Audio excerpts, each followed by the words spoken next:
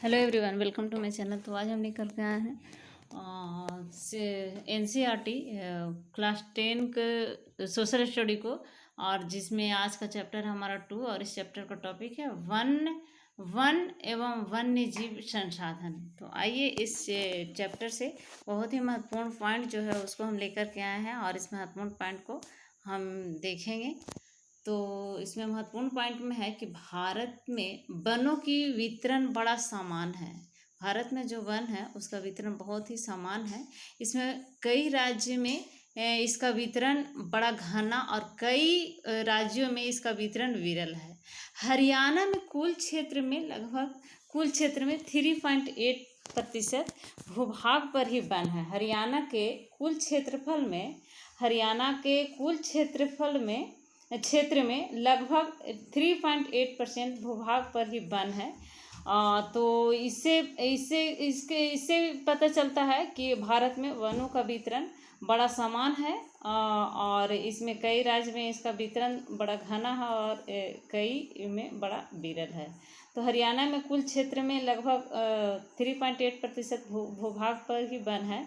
वही अंडमान और निकोबार को अगर हम देखते हैं तो अंडमान और निकोबार जैसे ऐसे प्रदेश हैं जिनका लगभग 86.9% भूभाग वनों से ढका हुआ पड़ा है एक अनुमान के अनुसार, जबकि अरुणाचल प्रदेश, मणिपुर, मिजोरम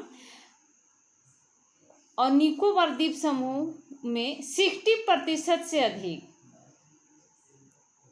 भूभाग पर वन है, परंतु हरियाणा, पंजाब, राजस्थान, गुजरात, जम्मू कश्मीर और दिल्ली आदि राज्यों के 10% से भी कम भूभाग पर वन है। तो वैसे देश के अधिकतर भागों में वनों के अधीन क्षेत्र कम ही है।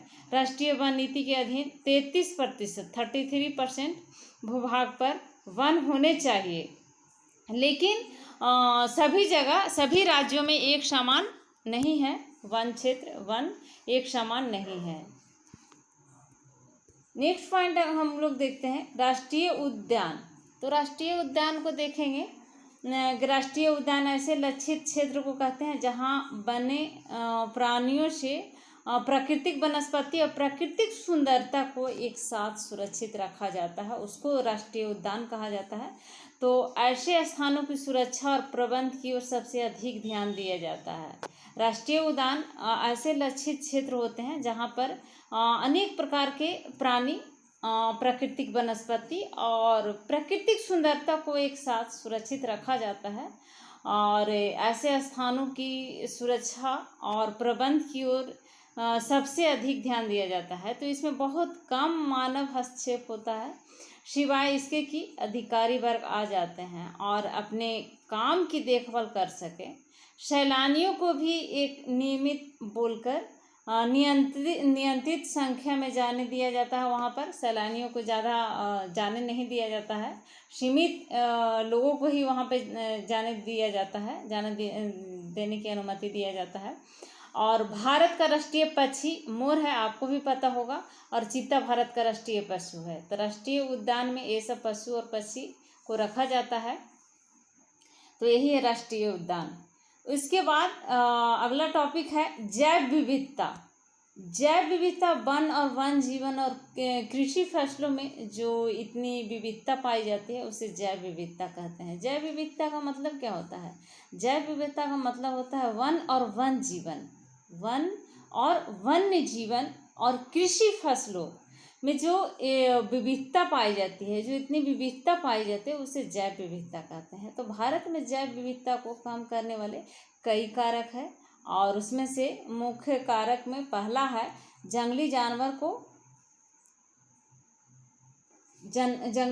को मारना और अखेट, वन जीवों का आवास का विनाश। जंगली जानवर को मारने से और अखेट करने से भारत में जैव विविधता कम होने का एक कारक है। और दूसरा कारक है वन जीवों के आवास का विनाश। वन जीव का जो आवास होता है, जैसे जंगल, तो जंगल का विनाश धीरे धीरे होते जा रहा है, क्योंकि पेड़ की कटाई बहुत ही लगातार हो रही है, जिसके चलते जंगल का विनाश होते जा रहा है। तो ये जंगल का विनाश वन्य जीवों का जो आवास होता है जंगल, और वन्य जीवों का आवास का विनाश भी एक जैव विविधता को कम करने वाले कारक में से इसको गिना जाता है। और नेक्स्ट पॉइंट है पर्यावरण प्रदूषण। पर्यावरण प्रदूषण भी बहुत बड़ा कारक है, जैव विविधता को कम करने वाला कारक में एक बहुत ही महत्वपूर्ण कारक है पर्यावरणीय प्रदूषण। तो पर्यावरणीय प्रदूषण से भी बहुत सारे जीव जंतु नष्ट हो रहे हैं और उनका वह लुप्त होते जा रहे हैं। और नेक्स्ट कारक है विषाक्तीकरण, और उसके बाद अगला कारक है जंगलों के दावानल का प्रकोप। तो ये है जैव विविधता को कम करने वाले कारक। नेक्स्ट पॉइंट है भारतीय जीव जंतुओं का संरक्षण। तो अपनी प्राकृतिक संपदा पर हम अपनी प्राकृतिक संपदा पर हर देश को गर्व है और गर्व होना भी चाहिए, और यही अवस्था भारत की भी है। तो भारत को भी अपने प्राकृतिक संपदा पर गर्व है और गर्व होना भी चाहिए, और बाकी सब देश को भी अपने अपने प्राकृतिक संपदा पर गर्व होती है। तो उसी तरह से भारत की अवस्था भी उसी प्रकार की है। इस संपदा का संरक्षण करना बड़ा आवश्यक है। सर्वप्रथम हमारी प्राकृतिक संपदा, विशेषकर विभिन्न योजन तो प्रकृति के सौंदर्य को चार चांद लगा देते हैं और धरती को स्वर्ग का रूप दे देते हैं। विभिन्न प्रकार के पशु पक्षी इतनी मधुर वाणी निकालते हैं कि बहुत से कवि और चित्रकार मुक्त होकर रह जाते हैं और कमाल की रचनाओं का सृजन कर डालते हैं। बहुत विभिन्न प्रकार के पशु पक्षी पाए जाते हैं और यहाँ पर अनेक प्रकार की पशु पक्षियाँ जो है अपने अलग अलग उनके आवाज़ निकालते हैं और अलग अलग आवाज़ उनके होते हैं। और इसी तरह से कभी बहुत ही इसी तरह से चित्रकार भी इनकी आवाज़ से मंत्रमुग्ध हो जाते हैं। नेक्स्ट पॉइंट है भारत की प्राकृतिक संपदा और वन्य प्राणियों को देखने के लिए हर वर्ष एक दर्शक गण भारत आते रहते हैं, और इस प्रकार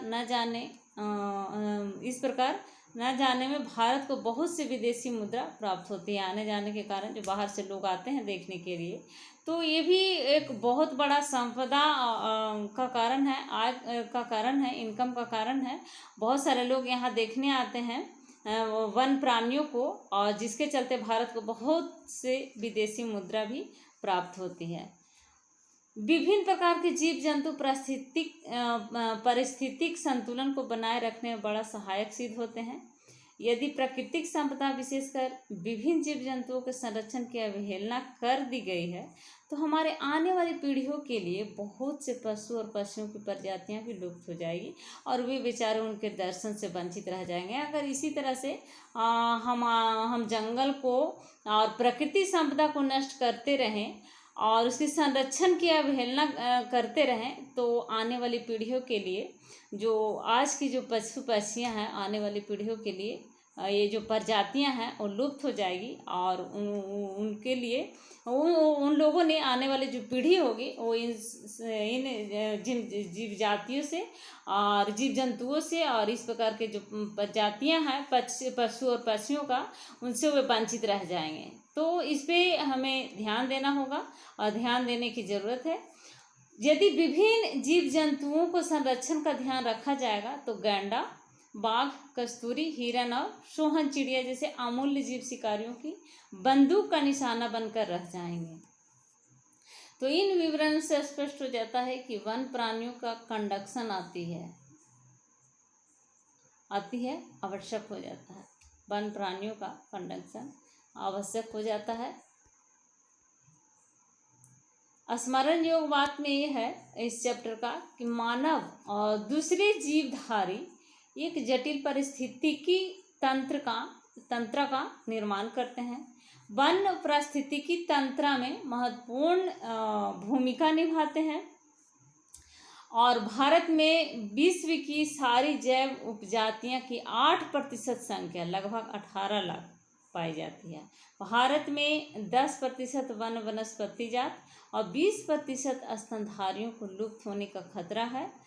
और भारत में 1951 और 1980 के बीच लगभग 26,200 वर्ग किलोमीटर वन क्षेत्रों की कृषि भूमि में परिवर्तन किया गया है। तो इस प्रकार से देख रहे हैं कि वन क्षेत्र धीरे धीरे वन क्षेत्र कम होते जा रहे हैं, क्योंकि वन क्षेत्र को कृषि भूमि में परिवर्तित किया जा रहा है। धीरे धीरे कृषि खेती के लिए उसको वन क्षेत्र को काट करके वन को काट करके उस क्षेत्र को कृषि के लिए भूमि बना लिया जाता है, तैयार कर लिया जाता है, कृषि भूमि में परिवर्तित किया जा रहा है लगातार। 1952 से नदी घाटी परियोजना के कारण 5,000 वर्ग किलोमीटर से अधिक वन क्षेत्रों का साफ करना पड़ा, क्योंकि नदी घाटी परियोजना जो 1952 में बना था, नदी घाटी परियोजना के कारण 5,000 वर्ग किलोमीटर से अधिक वन क्षेत्रों को साफ करना पड़ा था। और यह प्रक्रिया अभी भी जारी है। तो इस प्रकार से आप अंदाज़ा लगा सकते हैं कि ये लगातार वनों का नष्ट हो रहा है, वनों का विध्वंस हो रहा है। तो इसकी स्थिति आगे जाकर के कितनी भयावह हो सकती है।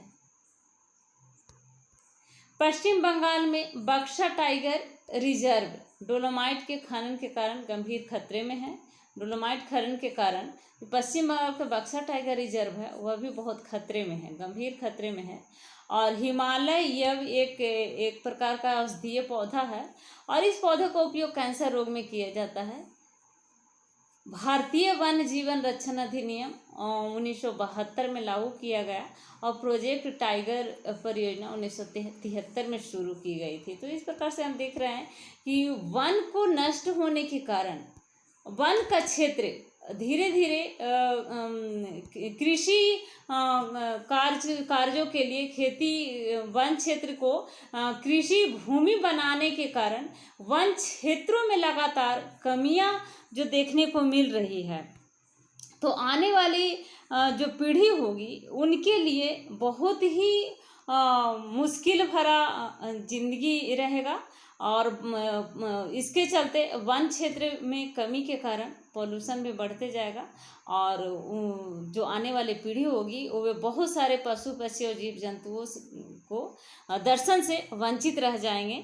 और इस प्रकार से अगर हम देखें तो जो राष्ट्रीय उद्यान है उसका पर भी उस उद्यान पर भी अधिक असर पड़ रहा है भी और आने वाले समय में और अधिक पड़ेगा। तो और जैव विविधता में लगातार कमी भी आ रही है। यही कारण है कि वन और वन जीवन और कृषि फसलों में जो इतनी विविधता पाई जा रही है उसका कारण है कि जंगली जानवर को मार रहे हैं हम, आखेट कर रहे हैं उसको, वन जीवों के आवास का विनाश कर रहे हैं। पर्यावरणीय प्रदूषण इसका बहुत ही महत्वपूर्ण कारक में से एक कारक है। विषाक्तीकरण भी एक महत्वपूर्ण कारक है विनाश का।